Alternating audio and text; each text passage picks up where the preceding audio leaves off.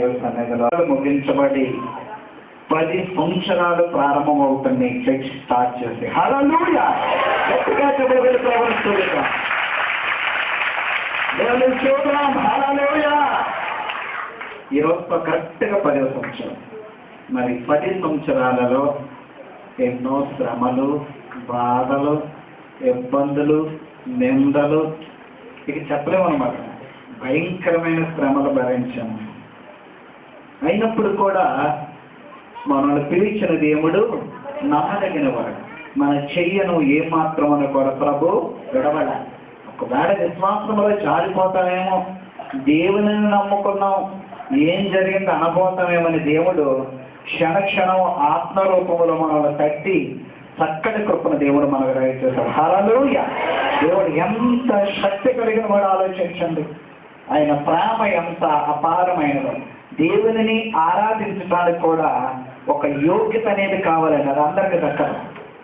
యోగ్యత ఒకటి కావాలి, అది అందరికి దక్కదు. మనం అనుకుంటాం వారు దేవుని బిడ్డలు, మీరు దేవుని బిడ్డలు, మీరు దేవుని బిడ్డలు అంటాం. అది చాలా పొరపాటు అండి. దేవుని స్తుతించే సమయం దేవుని చేయాలి. ఇప్పటికీ 2006 జనవరి 29వ తారీఖున ప్రారంభించామండి. అప్పటి నుంచి కూడా ఇప్పటి వరకు కూడా ఆదికాండము 12వ అధ్యాయాన్ని బోధిస్తాం ప్రతి ఇయర్ కూడా. ఎందుకనంటే దేవుని యొక్క శక్తి మాట్లాడి ఇచ్చిన ఆ పరిశుద్ధ గ్రంథాన్ని ప్రతి సంవత్సరం కూడా కంటిన్యూగా బోధిస్తూ ఉంటామండి. ఎందుకంటే దేవుడు దీవించిన వారిని దేవుడు ఎప్పుడు కూడా విడవడు. ఆయన కృప మనల్ని ఎప్పుడు కూడా విడిచి వెళ్ళటానికి వీలు లేదు. ప్రభువా, నేను నిన్ను విడిచిన, నీవు నన్ను మాత్రమును విడవకు. హల్లెలూయా! దేవా, నీవు నన్ను మాత్రమును విడవకు. నా జీవితాన్ని విడవటానికి వీలు లేదు. అందుకే చూడండి, ఆదికాండం 12వ అధ్యాయం ఒక్క 10 నిమిషాలు మాత్రమే చెప్తానండి. యెహోవా, నీవు లేచి నీ దేశము నుండి, నీ బంధువుల యొద్ద నుండి, నీ తండ్రి ఇంట నుండి బయలుదేరి నేను నీకు చూపించుచున్న దేశమునకు వెళ్ళుము. చాలండి. దేవుని యొక్క వాక్యములో చూడగలిగితే పరిశుద్ధాత్మ వాక్యం అంటూ ఉన్నది. నేను నీకు చూపించుచున్న దేశమునకు నీవు వెళ్ళుము అంటున్నాడు. నిజంగా ఈ ప్రాంతం ఏంటో తెలియదు మాకు 10 సంవత్సరాల క్రితం అయితే. నిజం, అబ్రహాము జీవితంలో దేవుడు ఏమి చేశాడో, ఏ కార్యములు చేశాడో ఇంచుమించు మన అందరికీనో తెలుసు. దేవుడు చేస్తున్న కార్యములు కంటికి కనపడవు, చెవులకి వినపడవు, హృదయానికి అగోచరము. చూడండి, మనం మందిరం సరిపోవట్లేదు. ఎవరంటున్నారు ఆయన? ఎబేస్ గారు. Very good. ఎవరండి ఆయన? ఎబేస్ గారు ఏమన్నారంటే, మా సరిహద్దులలో నీవు విశాలతను మాకు నీవు దయచేయము, దయచేసి నా ప్రార్థనను నీవు. ప్రార్థన ఆలకించకపోతే మనం ఏ కార్యం పొందాలి? దేవుడు మొదటగా మన ప్రార్థనను ఆలకించాలి. దేవుడు సన్నిధి మహిమపరచబడాలి. నిజమండి. చాలా మంది కూడా షాపింగ్ చేసిన, బట్టల షాప్లోకి వెళ్ళినా, కొట్టులోకి వెళ్ళినా, ఎక్కడికి వెళ్ళినా బైబిల్ పట్టుకుని వెళ్తారు. బైబిల్ పట్టుకెళ్ళటం తప్పని నేను చెప్పట్లేదు, కానీ మనం వెళ్ళిన స్థలంలో దేవుని నామము అవమానము పొందుతూ ఉంది. నేను దేవుని బిడ్డని కాస్త తగ్గించడానికి వెళ్తుంటాను. అట్లా ఎప్పుడు చేయకండి, ఎప్పుడు చేయొద్దు. నేను దేవుని బిడ్డనండి, దేవుని నమ్ముకుని వచ్చాను మీ షాపింగ్కి, కాబట్టి కాస్తంత లెస్ చేయండి అనొద్దు. దైవత్వంలో దేవునికి మన ద్వారా అవమానం రావటానికి వీలు రావచ్చండి. రాకూడదన్నవాడు స్తోత్రం చెప్పండి. అందరూ చెప్తారు, కనబడిపోతున్నారు కదా. చూసారా, అబ్రహాము యొక్క జీవితంలో దేవుడు ఏం చేశాడంటే ఆశీర్వాదకరంగా చేశాడు, మేలుకరంగా చేశాడు, దీవెనకరముగా పరిశుద్ధాత్మ దేవుడు అబ్రహాముని జీవితంలో సిద్ధపరిచాడు. కనుక నీవు వెళ్ళు ప్రదేశములో నేను నీకు తోడై ఉన్నానన్నాడు. దేవుడు తోడై ఉంటే మనం అన్ని కార్యాలను చూడగలం. నిజం. మీరు చర్చిని చూస్తారో లేదు, కిందకి చూస్తే కళ్యాణ మండపం ఏమంటారు? ఆకాశరి నాకు మాత్రములే, ఏమి మాత్రములే కలగదు. హల్లెలూయా! నాకు లేని కలగదు. నాకు లోటు అంటూ ఏమీ లేదు.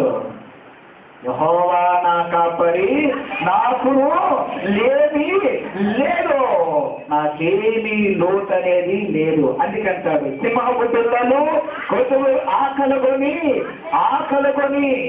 ఎవరి సింహపు పిల్లలు కొద్దువ కలిగి ఆకలుకొనరు కానీ యెహోవాను ఆశ్రయించు వారికి ఏ మేలు కూడా కొదువై ఉండదు.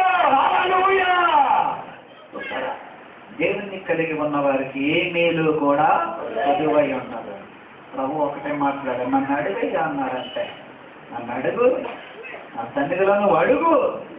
నీవు నన్ను అడిగినప్పుడు నీకు లోటు అయితే మరలా రివర్స్లో నన్ను నీవు అడుగు. ప్రభువా ఈ వస్తువు అడుగుతున్నా, నాకు ఎందుకు లోటు అయిందని అడగన్నా.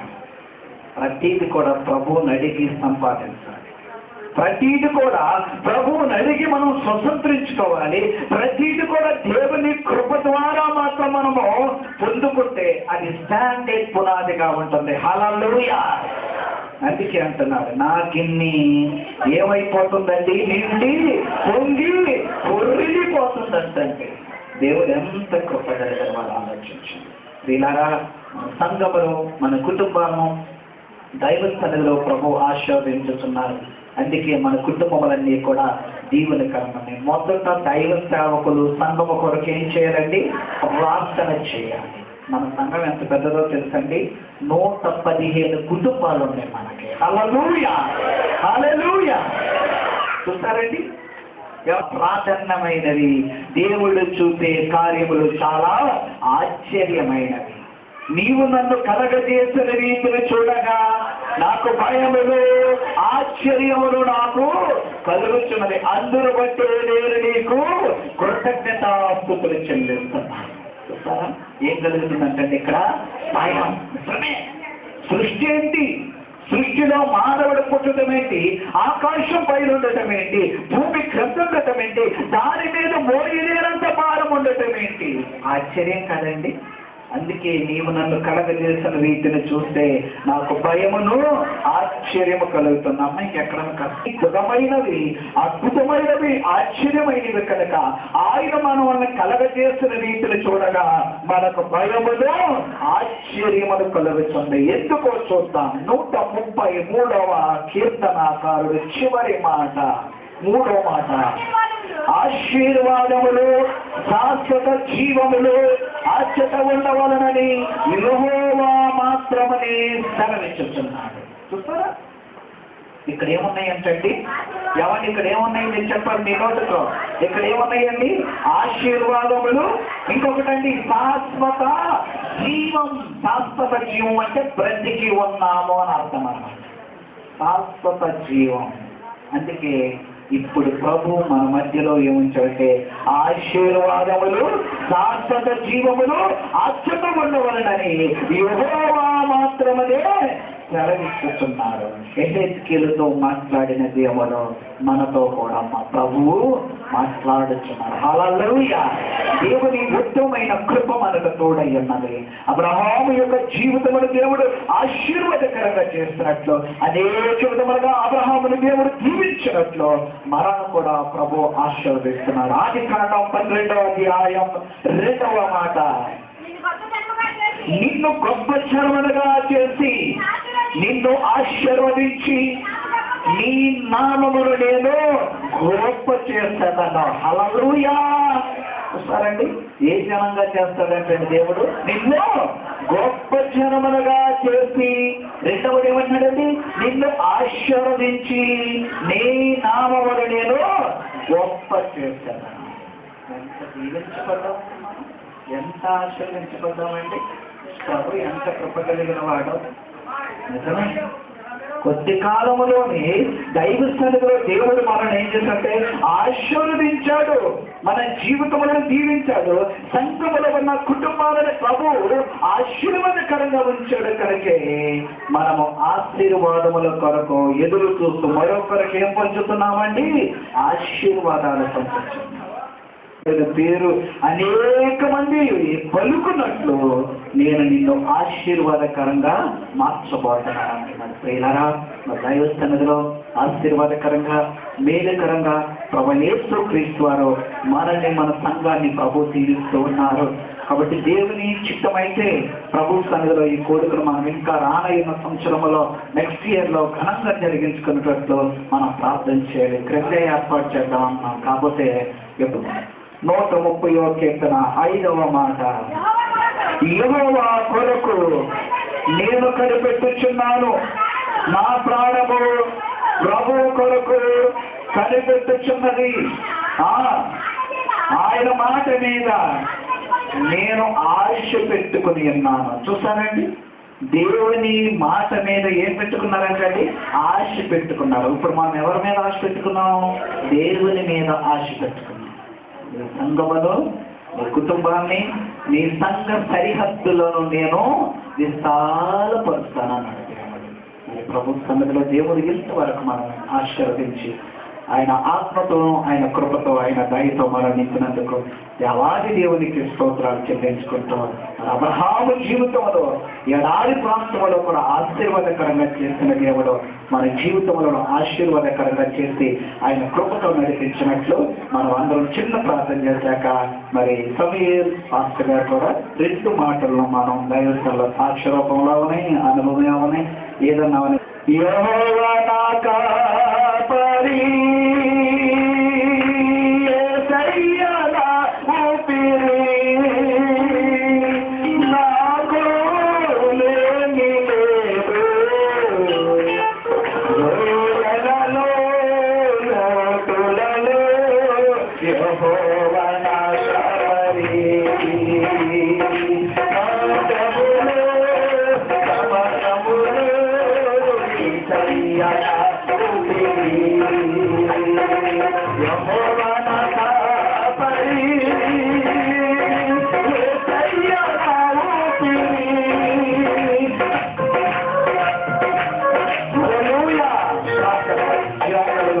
కృపతో దయతో కనికరంతో నింపి పరిశుద్ధపరిచి అత్యున్నతమైన మీ కృపతో ఆశ్చర్యమైన మీ ప్రేమతో నింపి అబ్రహామును ఆశీర్వాదకరంగా మార్చినట్లు మమ్మల్ని మా కుటుంబాన్ని మా సంఘమును మీరు ఆశీర్వాదకరంగా ఉంచి నడిపించి కృప చూపి దీవించమని యేసయ్య నామమున అడుగుచున్నాం తండ్రి. దేవుడు ఎంత ఉత్తమమైన వాడు, ఆయన కార్యము చాలా అద్భుతమైనది, ఆయన ప్రేమ గొప్పది. ఒక్క 2 నిమిషములు విసుక్కోవద్దు. హల్లెలూయా. వందనాలు తెలియజేస్తూ ఉన్నాను. హల్లెలూయా. నాకు ఈ మంచి అవకాశాన్ని దేవుడు నాకు అందజేశాడు. ఎందుకంటే గతించినటువంటి సంవత్సరంలో ఇదే దినాన నేను దైవజనుడిగా నేను అభిషేకం పొందగలిగాను. అది దైవజనం యొక్క ప్రేమను బట్టి, కృపను బట్టి దేవుడు దైవజనులు నా మీద ప్రేమ చూపించి ఈ రీతిగా నన్ను నిలబెట్టారు. అది మొదలుకుని నేను నిరంతరం కూడా దేవుని సేవకు నేను కొద్దిగైనా కూడా వాడబడగలిగాను అని చెప్పడానికి కూడా నేను చాలా సంతోషపడుతూ ఉన్నాను. హల్లెలూయా. అలాగే మరి నాకు మంచి అవకాశాన్ని దేవుడు అనుగ్రహించాడు. అలాగే మరి నేను నూతన మందిరాన్ని స్థాపించడానికి ఎంతోగానో దేవుని సన్నిధిలో ప్రార్థిస్తూ ఉన్నాను. నూతన మందిరం కొరకు మీరందరూ ప్రార్థన చేయండి. సేవ అభివృద్ధి కొరకు మీరందరూ ప్రార్థన చేయండి. మా ఎదుగుదల దేవుని యొక్క కృప అంతా దేవుని యొక్క మహిమ చొప్పునే కృప చొప్పునే నడిపించబడటానికి దేవుడు కనికరం చూపులాగానే మీరందరూ కూడా మా యొక్క సేవా పరిచయాల కొరకు ప్రార్థించమని దేవుని సన్నిధిలో మీ అందరినీ కూడా నేను బ్రతిమలాడుకుంటున్నాను. దేవుడి యొక్క మాటలను దీవించును గాక. ఆమేన్. మాట్లాడిన ప్రతి మాట మీకు అర్థమై ఉంటుంది. సంఘానికి దేవుడు ఉత్తమమైన వాడు, జీవం కలిగిన దేవుడు, కృప కలిగిన వాడు. ఒక మనిషికి కుడి చెయ్యి ఎడమ చెయ్యి చాలా అవసరం. కుడి చెయ్యితో ఎన్ని పనులు ఉంటాయో ఇంచుమించు ఎడమ చేతితో కూడా అన్నీ పనులు ఉంటాయి. కొందరు పొర చేతితో పనులు చేస్తారు, కొందరు పొర చేతితో రాస్తారు, అంటే ఎడమ చెయ్యండి పొర చేయండి ఏదో అంటారు. కొందరు కుడి చెయ్యలేండే పనులంటూ చేయనే చేయరు. అదొక ఆధిక్యత దేవుడిచ్చాడు, అదొక ఆధిక్యత. కాబట్టి దైవ సన్నిధిలో ఈ రోజు ప్రభువును మనం స్తుతించుకోవటానికి కూడా దేవుడు మనకిచ్చాడు. అందుకే ఈ రోజుతో సమూయేలు పాస్టర్ గారు సంవత్సరం ముగించుకొని ఏమండి ఇది బాగా చెప్తారు ఈ మాట. ఎన్నో సంవత్సరం అంటే 2వ సంవత్సరం. గట్టిగా సభలు గడపడం చెప్తా. యేసయ్య పాదాలు చేరుకున్నాము.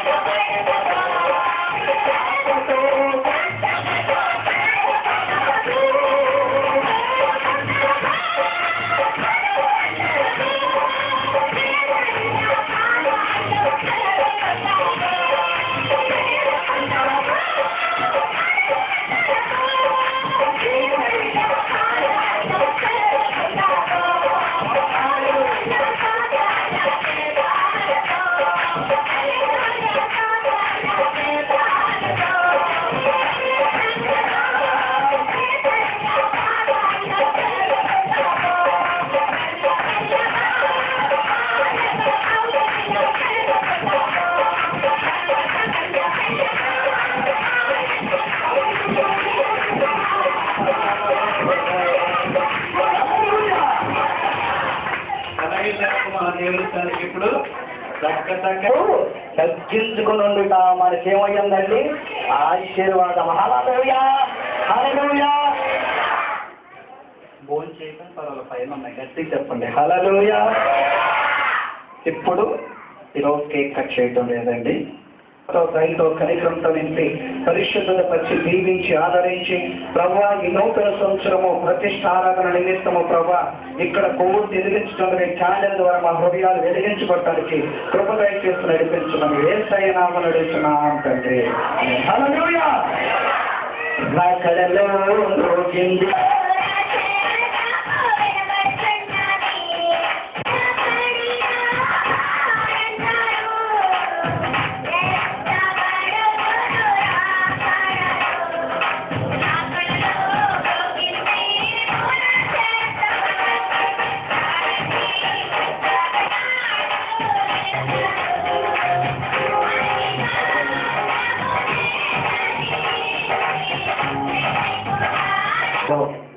ఈ రోజు ప్రత్యేకతగా ప్రభును స్తుతిస్తున్నాం. దేవుడి సేవను ఇంకా ఆశీర్వదిస్తున్నానని కూడా వాగ్దానం ఇచ్చాడు. హల్లెలూయా. మరి ఆయన వాగ్దానం చేత మనల్ని దీవించాలి. మన సంఘ కుటుంబాన్ని ఇక్కడ చేరి ఉన్న వారిని ప్రభు యేసు క్రీస్తు వారి ప్రత్యేకతగా ఆశీర్వదించి ఆయన కృపతలను ఆయన ఆత్మతో మనల్ని దర్శించినట్లు ప్రభును మనం స్తుతిస్తున్నాం. ఇప్పుడు మరి సేవకులమైన మేము ఇక్కడ ఈ క్యాండిల్ వెలిగిస్తున్నప్పుడు దేవుడు మన మీద కుమ్మరించును గాక. భీకరుండు మా